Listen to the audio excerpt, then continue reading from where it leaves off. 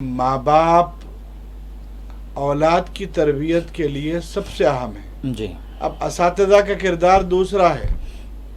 اساتذہ تعلیم کے سلسلے میں ذمہ دار ہیں اور ساتھ ہی تربیت بھی انجام دیں گے. اساتذہ ضرور تربیت انجام دیں گے، لیکن بنیادی ذمہ داری ماں باپ کی بنتی ہے. اگر ماں باپ تربیت نہ کریں، اساتذہ کی تربیت رنگ نہیں لا سکتی. دیکھیے، ماں باپ اس تختی کو ستھرا کریں گے تو اساتذہ اس پہ لکھ سکتے ہیں. جی.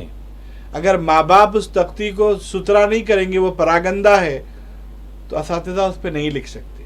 جی. تو اساتذہ یقیناً کردار ادا کریں گے.